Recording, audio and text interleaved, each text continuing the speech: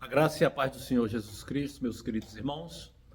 Graças a Deus pela oportunidade de continuarmos estudando a Palavra de Deus dentro do projeto Toda a Escritura. Das boas-vindas a quem está aqui presente, a quem está assistindo pela internet, pelos vários canais. Hoje nós vamos estudar o tema Jacó em 4 tempos, na continuação do estudo do livro de Gênesis. Nós vamos ver a partir do capítulo 30, verso 25, até quase o final do capítulo 31.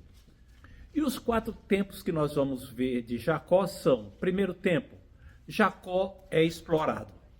Segundo tempo, Jacó é abençoado. Terceiro tempo, Jacó está em fuga e é perseguido. E quarto tempo, Jacó em reconciliação. Então, muita confusão e grandes emoções na vida do Jacó, não é? Como dizia um programa de televisão antigo lá no Brasil. Muito bem. Então vamos ver Gênesis capítulo 30, verso 25.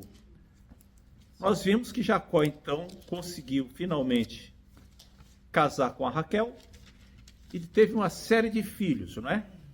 Ele diz assim a partir do versículo 25. Tendo Raquel dado à luz a José, disse Jacó a Labão: permite-me que eu volte ao meu lugar e à minha terra. Dá-me os meus filhos e as minhas mulheres, pelas quais eu te servi, e partirei, pois tu sabes o quanto e de que maneira te servi. Jacó está aqui agora 14 anos morando com Labão. Ele tinha trabalhado 7 anos para pagar o dote da Raquel, e depois mais da Lia, e depois mais 7 anos para pagar o da Raquel. Então, há 14 anos ele está trabalhando lá. Está trabalhando e nesse período ele juntou nada. Não conseguiu nada para ele. Tudo quanto ele trabalhou, o sogro pegou para si. Era esse o contrato, mas afinal de contas ele não era um escravo, ele era um genro. Era um genro. Então, por aí você vê qual é a personalidade do Labão. O Labão, depois que a Raquel tem um filho, então ele diz assim: agora eu quero voltar lá para minha terra. Por que só então? Por que Jacó teve que pedir para ser liberado? Afinal de contas, a esposa não era dele, os filhos não eram dele. Mas parece que Labão exercia algum tipo de controle sobre a vida de Jacó. Não está claro na Bíblia, a gente não sabe, mas parece que Labão tinha algum tipo de domínio. E talvez o Labão não quisesse liberar Jacó até então, porque Raquel não tinha tido filho. Ou seja, ela era uma mulher que estava em desgraça. Uma mulher que não tinha filho podia ser rejeitada pelo marido. E o Labão talvez não quisesse que a sua filha corresse o risco de ser rejeitada, foi viajando lá com Jacó e a Lia, que estava cheia de filhos. Não, então fica por aqui. Jacó então vai querer ir com ela, né? Então pede para ir com ela, com a família inteira. A gente tem que lembrar a crueldade, a ganância do Labão, porque ele estava tratando um genro pior do que a lei mandava que fosse tratado um escravo em Israel. A escravidão em Israel ela era temporária. Quando uma pessoa tinha dívida muito grande, ou ela tinha alguma coisa assim, ela se alugava como escravo para outra pessoa. Ela podia se vir até 7 anos, depois de 7 anos ela tinha que ser liberta. Então, e a lei dizia lá em Deuteronômio capítulo 15, versículo de 12 a 14, que se você tivesse um escravo, na hora dele ir embora, depois que ele te servisse, você não deveria mandá-lo de mãos vazias, mas você tinha que dar para ele do seu patrimônio, do seu rebanho, das suas posses, você tinha que dar para o escravo para que ele começasse a vida com seus próprios recursos, sem precisar se escravizar novamente. Mas o Jacó não estava sendo tratado assim, não. Ele já estava trabalhando há 14 anos e não tinha nada para si. E aí ele quis ir embora. Mas aí o Labão disse assim: não vá não, fica por aqui, você é muito útil para mim. Veja no versículo 27 o que o Labão diz. Respondeu Labão: ache eu mercê diante de ti, quer dizer, acha eu graça que eu tenha assim, o seu favor, que eu alcance o seu favor diante de ti. Fica comigo tenho experimentado que o Senhor me abençoou por meio de ti. Então Labão tinha consciência de que ele, Labão, tinha progredido materialmente graças à bênção de Deus sobre Jacó, mas não tinha dado nada para Jacó. E é interessante que a minha tradução diz aqui, tenho experimentado que a bênção de Deus, na verdade, ele, ao pé da letra mesmo, a expressão que tem no hebraico, tenho percebido por meio de adivinhação que o Senhor me abençoou por sua causa. Percebido por meio de adivinhação. Ou seja, o Labão, ele era adivinho, andava se metendo com adivinhações? Ou ele usou o nome do Senhor para impressionar Jacó? Sabe as pessoas que usam o linguajar do crente para impressionar o crente? Será que o Labão fez isso? Ou será que ele era metido com adivinhações? Que ele era idólatra, ele era. Mais adiante ele vai falar dos deuses dele. Então ele andava metido com isso aí. Como é que era feito esse processo de adivinhação? A gente não sabe o que é que o Labão fez. Mas o processo antigo de adivinhação envolvia você estudar as entranhas de um pássaro, por exemplo, ver o fígado de um animal, jogar a coisa para cima e ver como é que aquilo ali caía no chão. Tinha uma série de processos para adivinhar. E o Labão agora diz assim, eu tenho experimentado que o Senhor me abençoou por sua causa. Indiretamente ele está confirmando a bênção de Abraão, né? Sobre Jacó. Que Deus trouxe a bênção para Abraão e seus descendentes, e o Jacó era herdeiro da promessa. E agora o Labão estava sendo abençoado por causa do herdeiro. O que é que diz a bênção de Abraão? Abençoarei os que te abençoarem e amaldiçoarei os que te amaldiçoarem. A companhia de uma pessoa abençoada por Deus abençoa a própria pessoa. O seu empregador é abençoado por sua causa, se você é um servo de Deus fiel. Onde você está, você carrega bênçãos.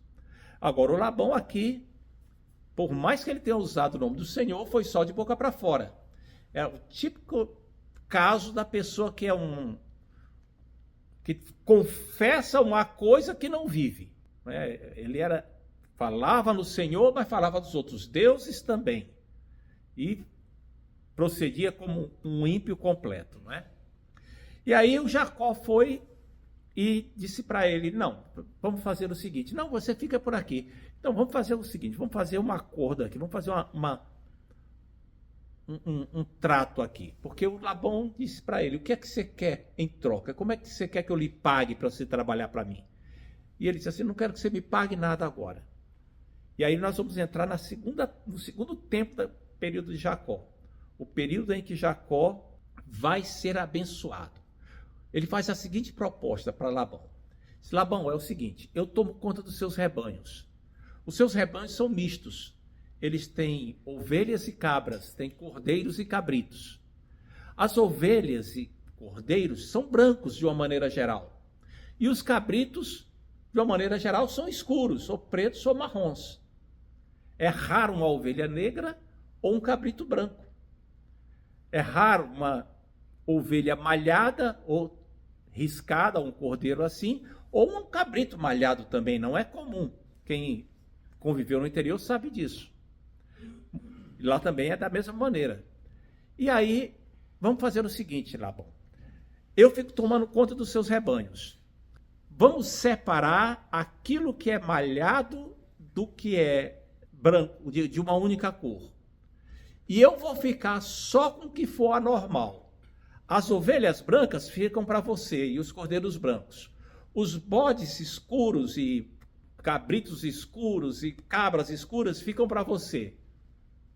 Tudo quando for uniforme fica para você. Eu vou ficar só com a exceção, com aquilo que é malhado. Ou seja, a ovelha escura é que vai ficar para mim. Então eu vou pegar a ovelha escura lá do rebanho e separar para mim, para que elas possam ir se reproduzindo. Vou pegar o cabrito branco que tiver lá e vou separar para mim. É uma minoria. E você vai ficar com uma vantagem tremenda. O Labão abriu os olhinhos dele. Perfeito, topo agora mesmo. Desde já ou mesmo antes. Vamos fazer assim. E aí, fechado o negócio. Para isso daí. E foram para casa dormir. Só que no mesmo dia, o Labão foi lá no rebanho e pegou todos os cabritos brancos, todas as ovelhas escuras E tirou tudo do rebanho, entregou para os filhos e mandou os filhos levar para bem longe, a 3 dias de viagem. De tal maneira que quando Jacó fosse procurar no dia seguinte ovelha escura ou cabrito claro, não tivesse nenhum. E foi isso que aconteceu. Então, o Labão realmente era um enrolão, um picaretão. Jacó está pagando o que ele semeou, né? Ele semeou engano, está colhendo engano. E aí o Jacó pegou agora e levou para tomar conta o rebanho todo diferente daquilo que ele queria para si. Era tudo branquinho, de ovelhas e cordeiros, tudo escuro, de bodes e cabritos e cabras, tudo escuro.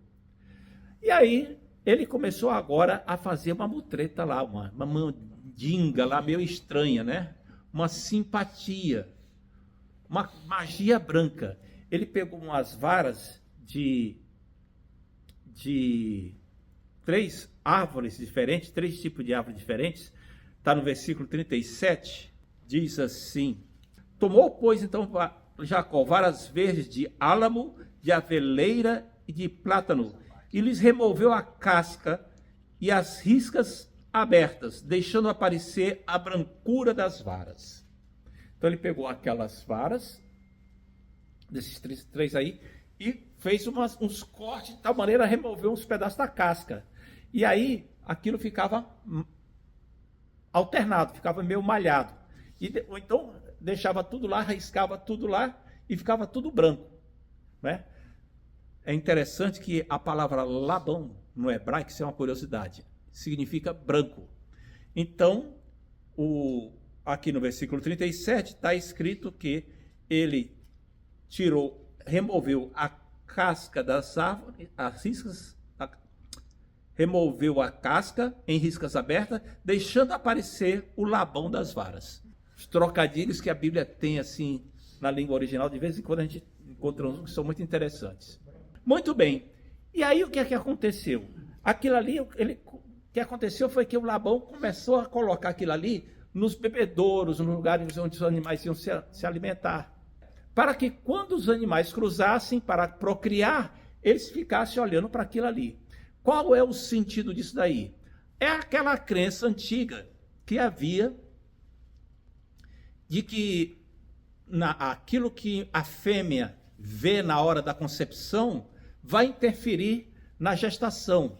As características daquilo que a fêmea vê na hora da fecundação vai fazer com que o neném, com que o feto traga características semelhantes daquilo ali. Isso não tem a menor fundamentação científica, não serve para nada, zero. Isso é uma crença completamente inútil. Mas havia essa crença antigamente e ainda hoje há. Então, basta ver a quantidade de mamães que, quando querem ter uma filha, ficam vestindo rosa, olhando cor de rosa o tempo todo para ver se não nasce menina. É a mesma crendice de antigamente. Ou então azul, porque quer que nasça menino. É a mesma crendice, não interfere em nada. Mas funcionou. E aconteceu exatamente isso. E aí aquele monte de ovelhas e cordeiros brancos começaram a ter uma porção de cordeirinhos pretos e malhados. E quando Labão viu isso, ele pegou e alterou os tratos. Não, vamos mudar o acordo. Agora é o contrário. E mudou tudo. E ficava mudando. Mas de qualquer maneira sempre ficava alguma coisa para o Jacó. E a fortuna do Jacó foi aumentando. Você nota então que o Jacó ainda ele era guiado por crendices. Uma outra coisa que o Jacó fez foi o seguinte: ele pegava e deixava cruzar só os animais que correspondiam às características que interessavam a ele, quer dizer, os animais cordeiros pretos e bodes claros, ou cabritos claros, se fossem fortes, porque aí gerava animais fortes e procriava mais. Se fosse fraco, ele deixava só com as características do Labão. Então, o Jacó também era um enrolão. Ficava com mutreta lá, era mutreta de lá e mutreta de cá. Muito bem. E aí o que as coisas foram progredindo, o Jacó foi juntando cada vez mais rebanhos, foi aumentando, Aí com o rebanho que ele tinha, ele tosquiava e vendia a lã, e com a venda da lã ele comprava mais rebanho, aí começou a comprar camelos e começou a comprar jumentos, e foi aumentando os negócios dele, cada vez mais. A Bíblia não entra em todos esses detalhes, mas quando você chega lá no versículo 43, tem assim: o homem se tornou mais e mais rico e teve muitos rebanhos e servos e servas e camelos e jumentos. Então ele diversificou o negócio dele, não era só mais procriação do rebanho caprino e ovino. Era agora, tinha uma opção de coisa, tinha um camelo e tal, ele saiu investindo numa opção de coisa e enriquecendo. A bênção de Deus enriquecendo a Jacó. Muito bem. Aí acontece que chega agora a terceira etapa, o terceiro tempo. O Jacó não está mais apenas sendo enriquecido, agora ele quer ir embora. E para isso ele tem que fugir. Por que ele percebe que tem que fugir? Veja o que está no capítulo 31, versículo 1. Então ouvia Jacó os comentários dos filhos de Labão que diziam: Jacó se apossou de tudo que era de nosso pai, e o que era do nosso pai juntou ele toda esta riqueza. Isso é parcialmente verdade, porque foi a parte da riqueza do pai. No entanto, Jacó não tirou nada do pai. O rebanho do pai continuava lá. Por mais que ele tivesse feito as suas mutretas lá para tentar melhorar a reprodução, ele não ficou com nada do que era de Labão. Tanto é que depois, quando ele discute com Labão, Labão não o acusa de nada, porque não podia acusar. Os filhos estavam movidos aqui pela ganância também, pela inveja. Estavam movidos pelo desespero de ver a fortuna do pai deles diminuindo e, consequentemente, a herança deles diminuindo também. E aí eles começaram a ficar chateados com isso, de cara feia. E Jacó, versículo 2, por sua vez, reparou que o rosto de Labão não lhe era favorável como anteriormente. E aí o Jacó começou a ficar preocupado. Eles não estão... O Labão está me olhando com cara feia, alguma coisa está ruim, vai mudar de novo, o que é? Não, tenho que ir. E começou a ficar preocupado com isso. Aí Deus entrou na questão agora diretamente. Até então Deus estava operando atrás das cortinas. Mas agora Deus vai e entra diretamente. Versículo 3. Disse o Senhor a Jacó: torna a terra de teus pais e da tua parentela, e eu serei contigo. Aí, diante da ordem do Senhor, da aprovação até do Senhor, mais do que a aprovação, a própria ordem, Jacó mandou chamar as suas esposas no campo, que para tomar conta daquele rebanho todo, ele não ficava lá na cidade, lá no meio da moradia do pessoal, ele ficava lá no campo, né? Vejam que, vamos ler o versículo 4. Mandou vir Raquel e Lia do campo para junto do rebanho e disse-lhes: veja o rosto do vosso pai não me é favorável como anteriormente, porém o Deus do meu pai tem estado comigo. Vós mesmas sabeis como que com todo o empenho tenho servido ao vosso pai. E aí o que acontece é que ele diz para elas: eu servi ao pai de vocês fielmente. Ele enriqueceu as minhas custas, as custas do meu trabalho. Então, chegou a hora de eu ir embora, eu quero voltar para casa. Tudo quanto era do pai de vocês, eu cuidei. E se eu acrescentei para mim, foi Deus que fez isso. Veja o versículo 9, ele diz assim: assim Deus tomou o gado de vosso pai e mudou a mim. Jacó reconhece que não foram aquelas mutretas dele, aquelas mandingas, que fizeram com que o rebanho dele crescesse. Foi Deus que fez isso, mesmo ele tendo inventado aquele sistema todo. E aí ele disse assim, pois chegando o tempo do rebanho, ele diz assim, e aí chegou um dia que eu tive uma visão em que Deus me apareceu, versículo 11, o anjo de Deus me disse em sonho: Jacó, respondi, eis-me aqui. Continuou: levanta os olhos e vê, todos os machos que cobram rebanhos são listados e salpicados e malhados, porque vejo tudo o que Labão te está fazendo.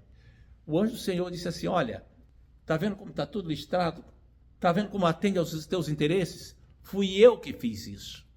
Não foram as tuas manobras. Fui eu que fiz isso. Porque eu tenho visto o que Labão está fazendo com você. Eu estou defendendo os teus interesses. Fui eu que defendi os teus interesses. Isso é consolador para a gente, não é? Deus percebe as injustiças que os servos deles passam e defende os seus interesses. E corresponde àquilo que é a sua necessidade. E aí ele disse assim, agora então eu quero voltar, quero ir embora para a casa do meu pai como Deus me mandou. E aí as mulheres deles, as esposas, responderam. E é interessante você notar que diz assim, Raquel e Lia responderam. E tem o que elas disseram. Mas Raquel era mais nova, Lia era mais velha. O natural era que fosse Lia e Raquel. No entanto, é como eu já tinha falado aqui uma vez, Raquel tinha uma certa ascendência dentro de casa. Ela era a esposa predileta. Então ela que é a porta-voz das esposas lá. E diz para ele assim, porventura, o nosso pai nos tratou com decência? Porventura, ele não nos tratou como se nós fôssemos escravas estrangeiras? Por que elas dizem isso? Versículo 14. Respondeu Raquel e Lia e lhe disseram, há ainda para nós parte ou herança na casa de nosso pai? Não nos considera ele como estrangeiras, pois nos vendeu e consumiu tudo que nos era devido. O que acontece é o seguinte, quando a família de uma noiva recebia o dote, uma parte desse dote era para indenizar a família, pela falta que a filha ia fazer, e uma parte ficava para a noiva, como um tipo de pecúlio, para garantir, caso o marido morresse, caso ela fosse abandonada, ficava com ela. O Labão ficou com tudo. O Labão, além de ter cobrado pelo dote muito mais do que o que era usual na época, e ainda ficou com tudo. Ele tratou as filhas como se as filhas fossem escravas estrangeiras. Ou seja, não devo nada a você, vou lhe vender para casar com ele, vou pegar o dinheiro e pronto, não lhe devo nada. Então havia um ressentimento grande nas filhas pela conduta do pai, pela forma como o pai se conduzia. Ela diz assim, portanto, a riqueza que você tem, Jacó, que isso é nossa também, nossos filhos, é realmente nossa, porque foi feita a partir daquilo que era nosso. Então, faz o que Deus mandou você fazer, volta para a casa do teu pai. Aí no versículo 18, diz assim, levou todo o gado e todos os seus bens que chegou a possuir, e o gado de suas propriedades que acumularam em Padã Arã, para ir a Isaque, seu pai, à terra de Canaã. Juntou tudo para ir de volta para a terra dele, para ir a Isaque, seu pai. É como se o texto dissesse aqui que Rebeca já havia morrido, porque ele não voltou para a terra dos seus pais, voltou a Isaque, seu pai. Em nenhum momento mais a Rebeca é mencionada, como se ela já tivesse morrido. Isso aqui nos lembra aquela frase de Rebeca dizendo que quando ele morrer, foge, vai para Padã Arã, para a casa do meu irmão, que quando a fúria do teu irmão voltar, você volta também. Acabar, você volta. E aí voltou e Rebeca não estava mais lá. Muito bem. Aí o Jacó prepara tudo, e aí o que é que ele faz? Se prepara para fugir. Ele se aproveitou para fugir, diz no versículo 19, quando Labão ia fazer a tosquia das ovelhas. Tosquear a ovelha é cortar o pelo da ovelha bem baixinho, tirar todo o pelo da ovelha. Isso era feito em determinados locais, não era em todo lugar que fazia isso. Porque a tosquia da ovelha tinha que fazer o processamento, tingimento e transformação em fio, para poder ser feita a confecção de roupa. Então, fazia tosquia já no lugar onde podia fazer o tingimento, para não deixar a lã estragar, para passar pelo processamento para não deixar a lã apodrecer. Então, o rebanho era levado para lá, levava dias e dias, e o Labão estava lá.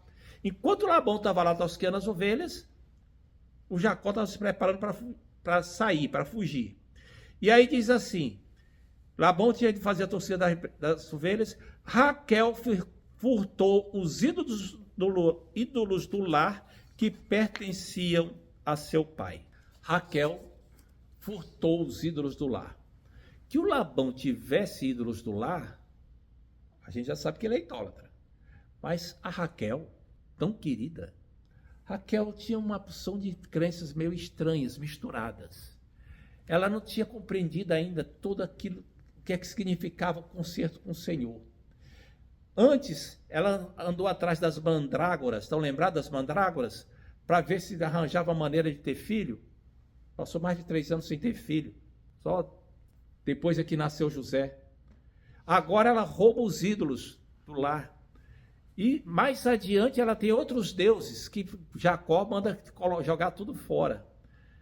Raquel misturava a fé verdadeira com outra fé. Era uma mistura de sincretismo religioso, ou seja, mistura religiosa. E aí ela roubou, mas para que ela queria esses ídolos? O que eram os ídolos do lar? Aqui em Boston tem, ali no Fine Arts, tem vários deuses deles.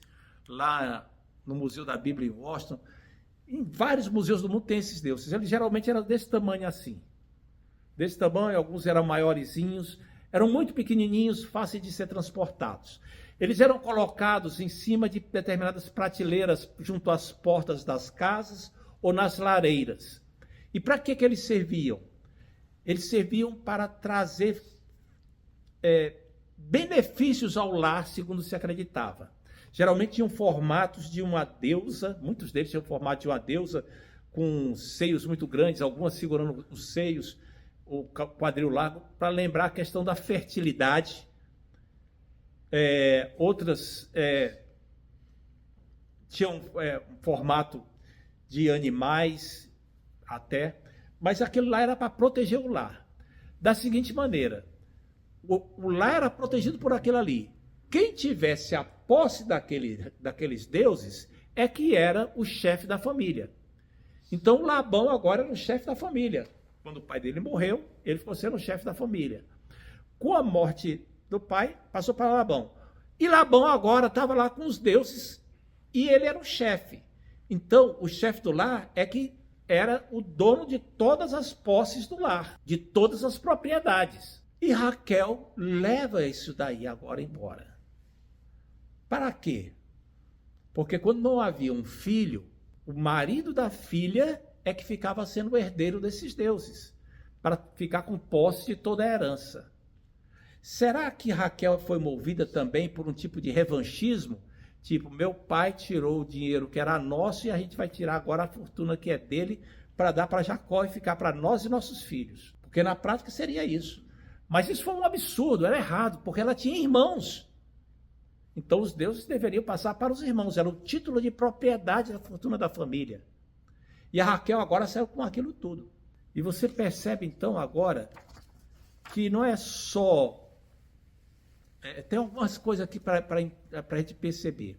Uma que você percebe que não é só Jacó que tem mandingas e age de uma forma meio fraudulenta. Raquel também age da mesma maneira. Os dois são muito parecidos. Já fazia tempo que Raquel estava com essas coisas.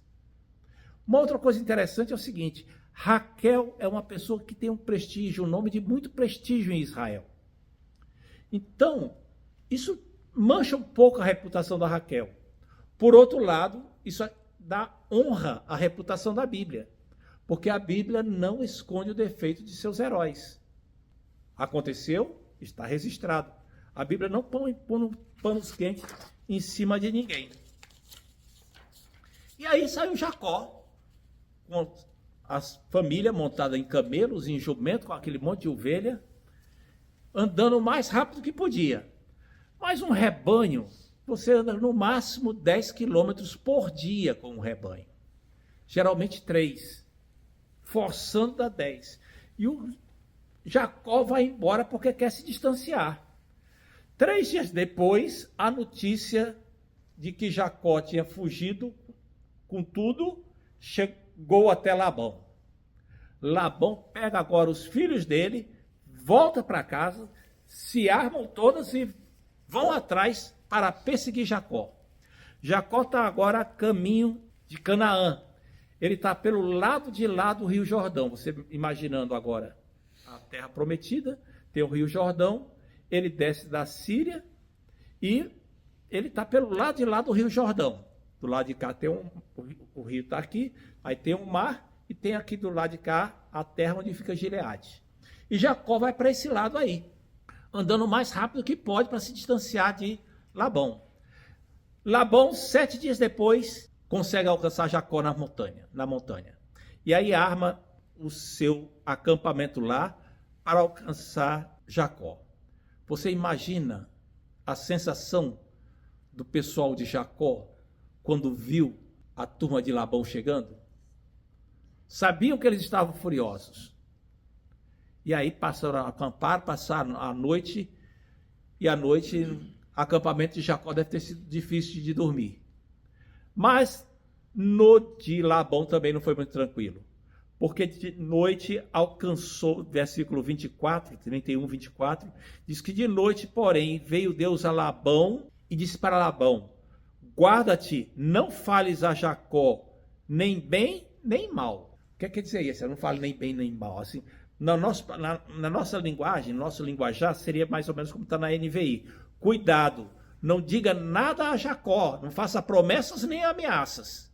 Converse com Jacó, mas trate cordialmente, não fique fazendo promessa e nem ameaça.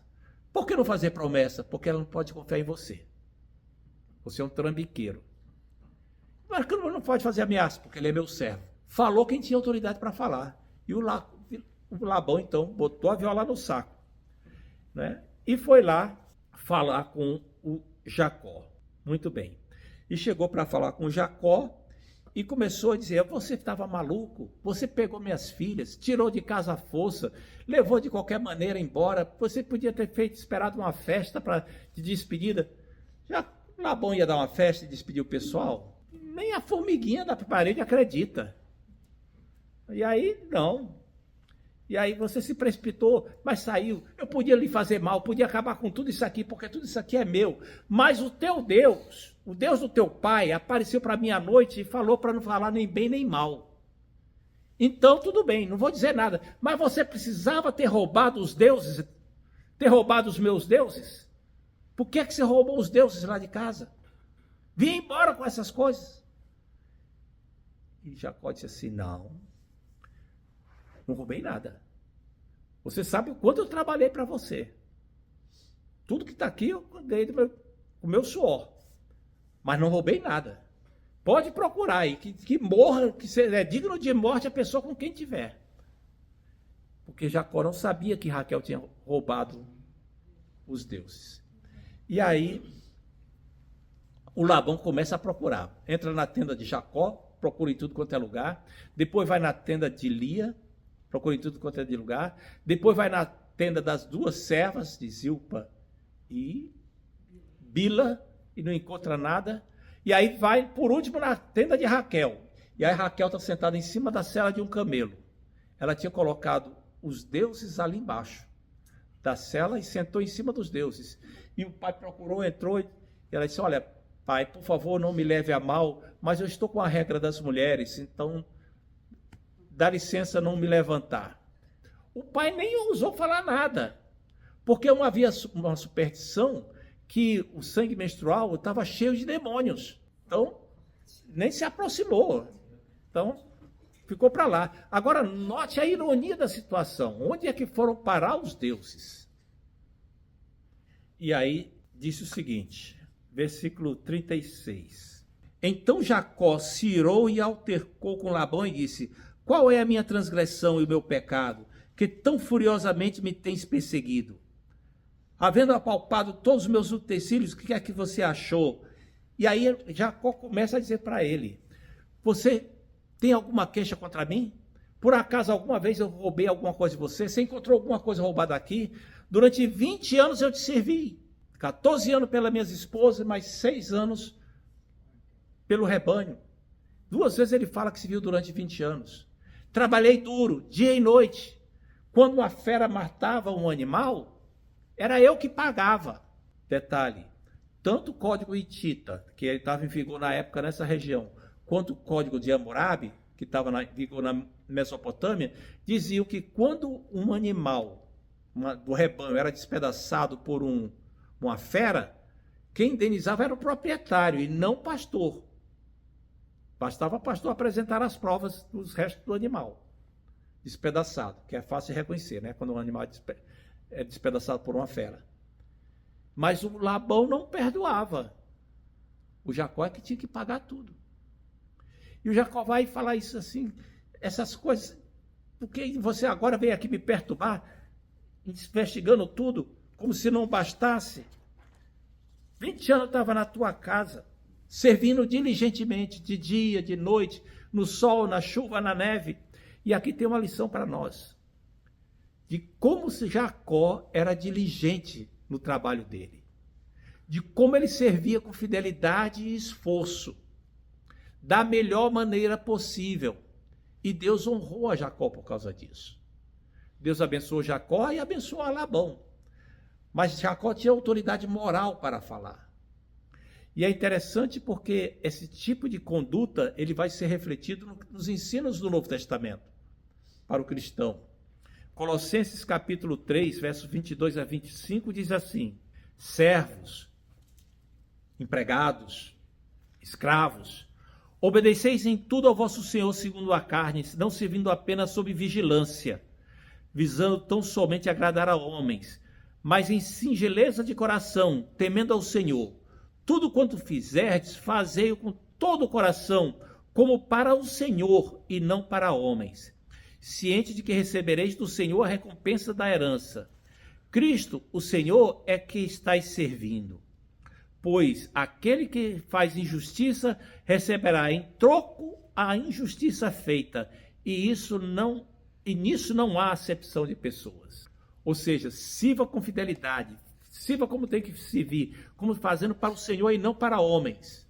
Porque se você trabalhar injustamente, você vai colher injustiça, porque Deus não faz acepção de pessoas. E o Jacó falou isso tudo, não é?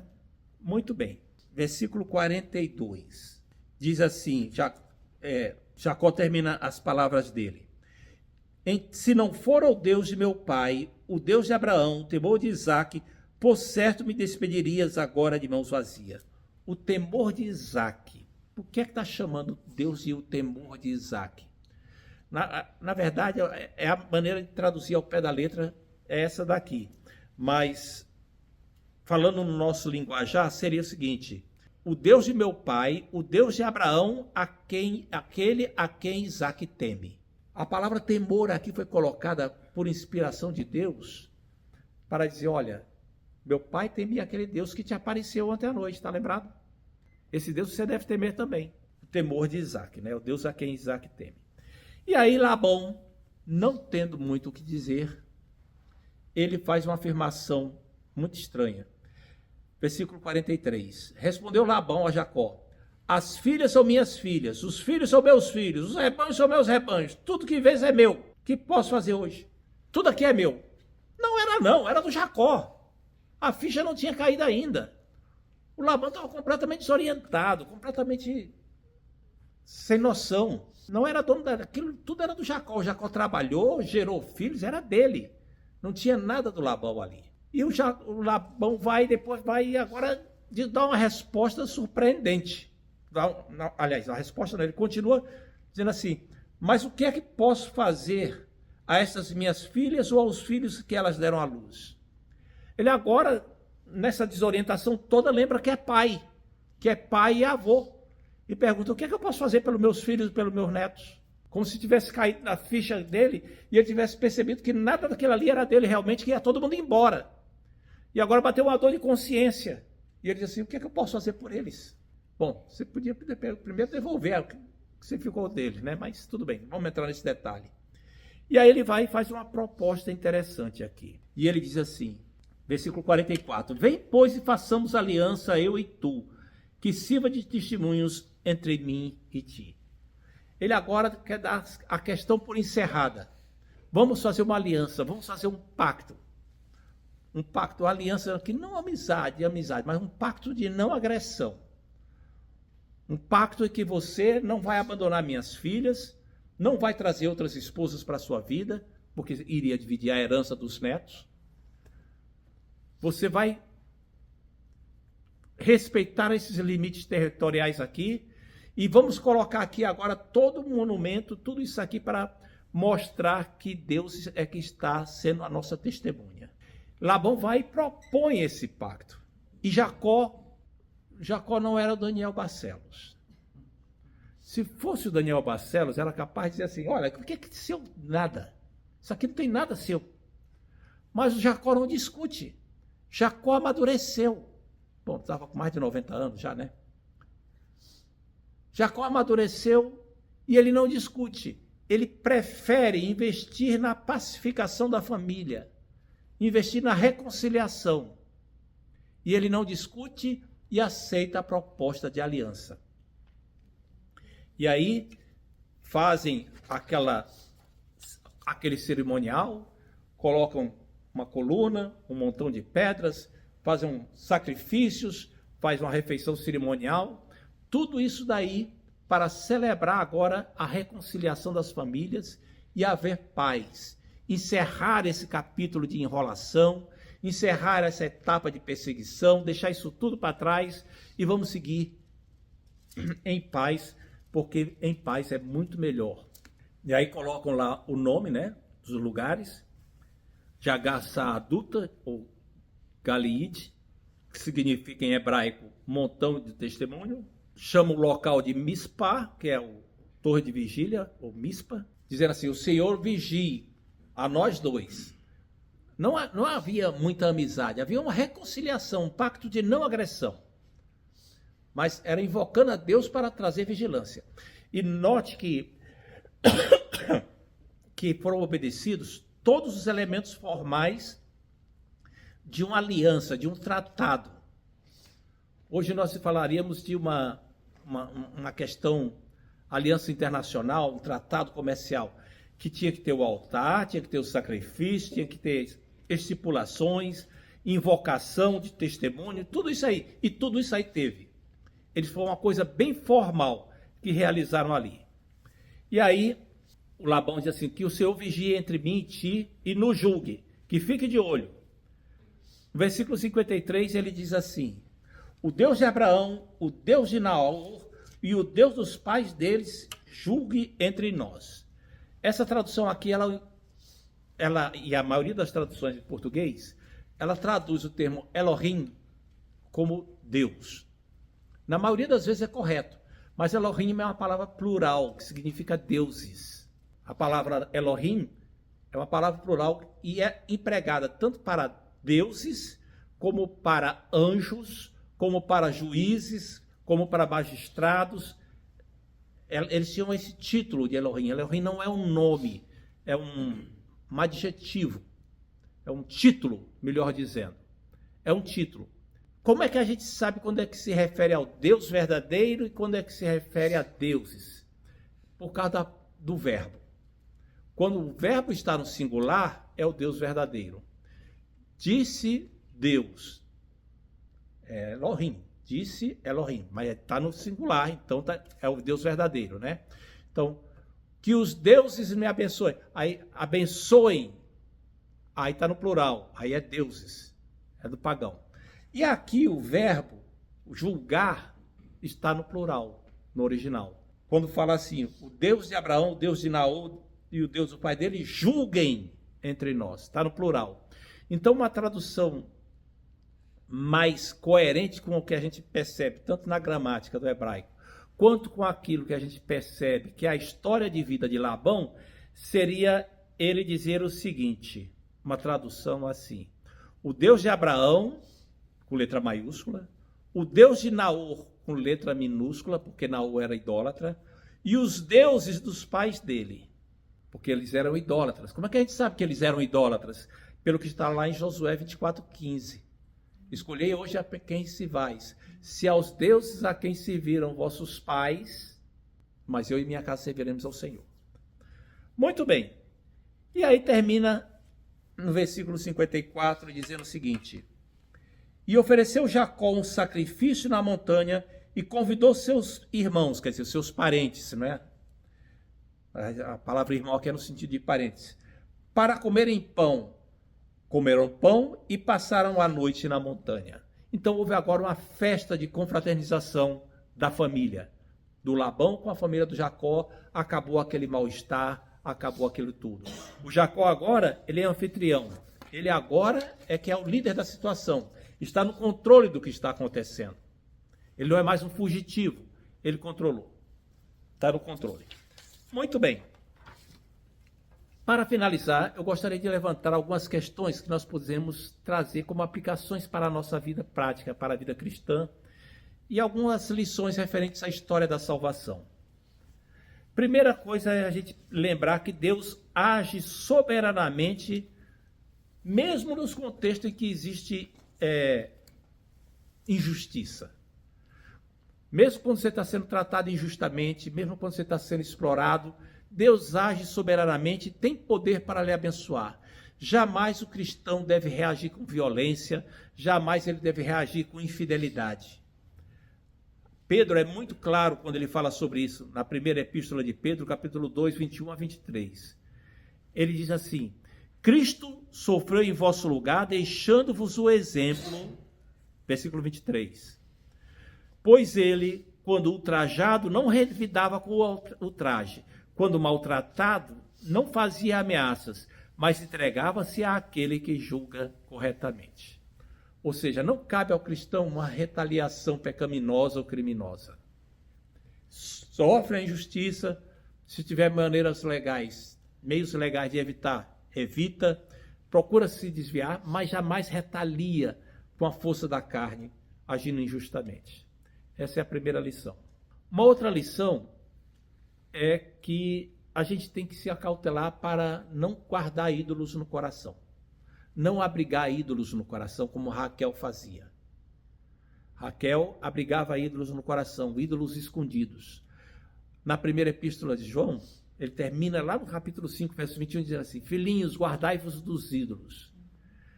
Ou seja, o que é um ídolo na vida de um cristão? É tudo aquilo que pode ocupar o lugar de Deus para nos trazer bênção, para nos trazer tranquilidade, para nos trazer alegria. Nada pode ocupar o lugar de Deus. E às vezes são hábitos. A pessoa tem o hábito de passar por um determinado lugar, fazer um determinado ritual antes de sair de casa, ou antes de entrar no carro, cumprir um ritual, andar com uma determinada perna, não andar com a outra perna, ou pegar determinados objetos, nem que seja a Bíblia, deixar a Bíblia aberta numa determinada passagem. Tudo isso é idolatria. É atribuir poderes mágicos a gestos, a objetos, a crendices. Não há lugar para isso na nossa vida. Deus é nosso refúgio e fortaleza. Ele é que é o socorro bem presente na angústia. Outra coisa, é importante a gente pensar sempre em preservar a paz na família. Muitas vezes a gente deixa a paz ser quebrada por questões mínimas. Isso não vale a pena. Muitas vezes não vale a pena você estabelecer que está certo às custas da paz da família. Família só existe uma. E a pacificação é sempre melhor. É sempre o melhor caminho. Sempre trazer tranquilidade para a família. Mesmo que você não faça prevalecer o seu ponto de vista num determinado momento. Mas para trazer harmonia dentro de casa. E com respeito à história da salvação, o que é que a gente pode lembrar? A história da salvação que começou agora lá no Jardim do Éden, passou por Sete, passou por Enoque, passou por Noé, chegou a Abraão, agora chega a Jacó e a família é preservada. A família continua sendo mantida, continua sendo levada adiante. A história da salvação continua. Chegou até Jacó e depois vai passar agora para um herdeiro de Jacó, a herança da salvação. Mas existe um detalhe muito curioso. Se você está lembrado, Jacó tem um outro nome na Bíblia. Ele é conhecido por um outro nome. Como é o outro nome? Israel. Ora, quem foi que foi oprimido, obrigado a trabalhar como escravo, e aí teve que sair fugido, mas quando saiu fugido, saiu de uma maneira próspera, com muitas riquezas, sendo conduzido pelo Senhor e orientado no meio da peregrinação, e aí foi perseguido pelo opressor, e Deus veio e trouxe um livramento. Quem é que... Isso aconteceu com quem? Mas qual é Israel? Com os dois, com Jacó, Israel recebeu o nome de Israel, e com a própria nação de Israel. Todas estas coisas aconteceram com os dois Israéis. Ou seja, o que está acontecendo agora na vida de Jacó é uma figura do que vai acontecer no futuro com a nação de Israel, a nação que herdou o nome de Jacó. E é também uma figura do que acontece com todo Israel de Deus, que é um título que a igreja também recebeu. Que fomos libertados, enriquecidos com todas as bênçãos celestiais nos lugares celestiais em Cristo.